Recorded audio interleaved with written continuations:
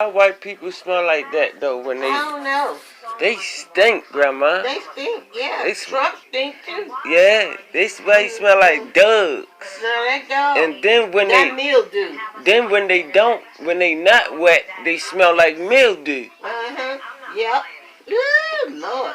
They just stink. I used to work around. He's saying dogs, not ducks.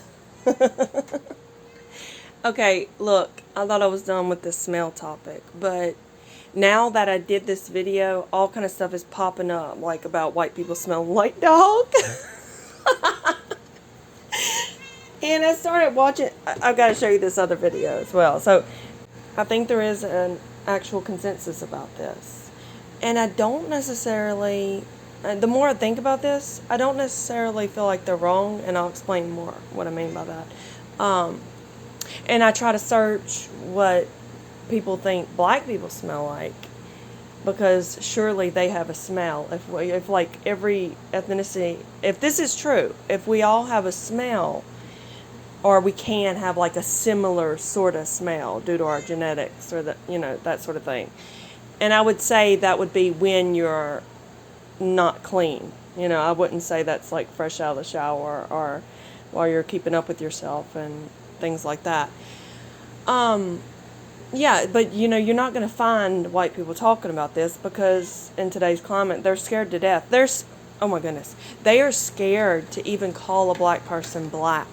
I was watching this movie the other night, Set It Up, and it's Ty Diggs and Lucy Liu, and they're like these big CEO type bosses, and they have these little assistants running around doing everything for them. Anyway, they're trying to set them up. They get them to this game where they're going to sit together, and the little girl that works for Lucy Liu is up at the booth telling the guy that works there how to find them, because she wants to put them on the kiss cam like multiple times to get them to actually kiss, right? And so he says, describe them to me. And so for Lucy Liu, she says, oh, she's this little fierce, intense, and intimidating lady, and you'll know when you see her, but she's also inspiring, and just all this nonsense that didn't describe what she actually looked like. And then she said, and the guy, he's a guy. And she literally dead stop, walks off, and then the guy that she's telling this to is like, yep, got it, I know exactly who I'm looking for. It's like, I don't know if this was the goal, or if these people are just cowards and they don't even care anymore about their own intent. They just care about what people think and like how people will twist the things that they say. But yeah, this is what we're dealing with now. We're dealing with people that are scared to even describe someone. They don't know, they don't have a clue as to what is offensive anymore. Intent, context, that has been thrown out the window so many times again and again that people are just walking on eggshells. And to me, I don't know, that's worse, because it's like, why would you think that's offensive, saying what I look like?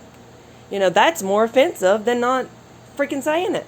Real quickly, I'll give you one more example of this here on this Chrissy channel I saw recently, and then we'll move on to the smell thing. But yeah, this Chrissy girl, she's a black girl that is really in touch with her Afrocentric side, and she's got a black audience that she speaks to, and she was telling them, like, y'all are looking stupid going on these girls with the long hair, telling them, like, this is where we want our weave from, this is where we want our hair from, listen up, white girls in the back, that sort of thing. And she was saying, like, out of pride, you shouldn't be doing this because white people are too prideful. They would never do this, which is just ridiculous. It's stupid. Like, if you're changing your body in multiple ways, we can all see it. Whether you're pretending you have pride or whatever, that doesn't help convince anybody of anything. You might be trying to convince yourself of something. But, speaking of like Kim Kardashian and all of these women that are getting BBLs and, lip injections and all these fillers and stuff, and they're wearing their hair a certain way, and they're wearing certain outfits, and whatever, they call it like cultural appropriation, I guess. The point is, if you're not hearing them say things like this to you or make jokes, like, so these white girls at least have a sense of humor. So if you're not hearing the white girls who were doing this making jokes and saying, oh, well, I wish I had lips like you, or I wish I could get a butt like you, or whatever, it's not because they have some sort of pride. It doesn't help them look better in any sort of way. Like, we can see what's going on. They're not speaking about this because they're scared to death. They have no idea what is offensive. Again, intent doesn't really matter anymore to a lot of people. You know, they're more concerned about the consensus of the morons. Basically. The people that will just twist everything you say, and they won't listen to anything you say. They will just make something up completely and be like, that's the proof. And then if they have a lot of people agreeing with them, then that's all that is. And so, yeah, people aren't worried about their own character anymore. You know, they're not worried about just being real and honest and knowing that they're coming from a good place, and that other people should know that too. I have a very serious question for white people. Please do not cancel me. I don't have enough followers for that. And I'm not trying to make my life hard. This is a genuine question. Okay. There's no malice. I'm not here to make fun of nobody. I just have a genuine question. Yeah, and I guess this is also for like black people who don't live in the South as well. So my entire life, I have noticed, and black people that I come into contact with have noticed, that there is a very distinct smell to white people whenever they're wet. I can't describe to you what the smell is just because, like, that's what it's called, wet white people. Like, peaches smell like peaches, pomegranate smells like pomegranate, wet white people smell like wet white people. So my question is, for white people, do black people have a specific smell to us whenever we're wet? And then for black people who don't live in the South, do the white people by you, when they're wet, have a specific smell?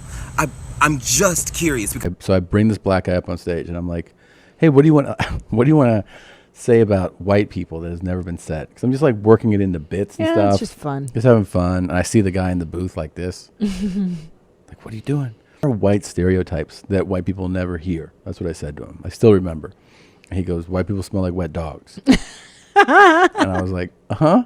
He was like, and then when he said it, the audience was all black. They all laughed, right? Yeah. Like, So there was a there's truth to consensus. it, Yeah. And I was like, I had no idea. I had no idea I smelled like a wet dog. I had no idea too. I didn't know. Our nose isn't trained to our we dog smell smells. like dogs. We're those dogs. So we can't smell it. You know what I mean? So then they ask their guy behind the booth, which he looks mixed to me. He looks like he's both black and white. Which, that's another thing I want to talk about eventually. Why do mixed people get to say, or why does society maybe say that they're black when they're not? They are black and they're white. So wouldn't that be weird if somebody was like, oh, this is a white guy? Nobody would accept that. But people are allowed to say, oh, Obama is a black guy. Like, how does that make sense? Anyway, moving on. So he agrees. He agrees. He knows exactly what they're talking about. He says, especially when they're wet, especially like when they're coming out of the pool. Look, I've already separated myself from this white group. So I do think there is something to this, as I mentioned in the last video. I think there's underlying genetic, like there can be an explanation for this genetically or something like that. And what I mean by that is not that different cultures stink or anything. I think it's possible for us to have sort of different smells, not exactly alike, but kinda similar, based on, and then they're like manifesting, and only in like bacteria or, you know, like negative circumstances when you're at uncleanliness, things like that. And then I also think maybe people that are used to those smells just can't smell them. Let me tell you something. My sense of smell is pretty dang stellar. It really is. My husband comments on this all the time. I can smell anything from like a mile away. And when we first moved into the house that we live in, or we bought this house, and for months, it may have been even like the first year we were here, it was really giving me anxiety because I could not get this smell out of this house. I cleaned the walls, I cleaned any crack, anywhere, that I could think of, and I just could not get it out. Like it was getting a little better, but every time we would come home from somewhere, I would still smell that smell. And I have to tell you, it was white people that lived here, but it wasn't exactly wet dog or mildew. I would say it's closer to mildew. It's like somewhere in that group. Tell us what we smell like. They smell like rhythm, like seasoned food, like big, juicy, round asses and good style and hair products and success and good decisions. You know, the dishonesty, I don't even know if it's really dishonesty. These people aren't probably not even really thinking about the question fully. They surely know there's a thing, like even if you've never heard of the wet dog smell, which I hadn't until recently. Once you start thinking about it, you may have more to offer than just, oh, coconut and vanilla and you know what I mean? So if there's one thing I really don't like about white people as a group, it would be this. It would be like the groveling, walking on eggshells, not letting your intentions and your character speak for itself, you know, and just being honest and real. I guess that's what I'm here for, right? Because I looked, and this is the most I can find. You know, you're not going to get anything from these people. You're not going to get any sort of real assessment. They're scared to even call you black. They're Okay, so I mentioned in the last video my military dorm room experience, things like that. But besides that, I guess just real life. I've dated black guys. My best friend through teenage years is black. And we still speak. I mean, we're just not as close. But yeah, we used to spend the night together, all of that kind of stuff. And I never smelled anything specifically from the people I was close to. Now, hopefully this is what you've been waiting for if you're a terrible person.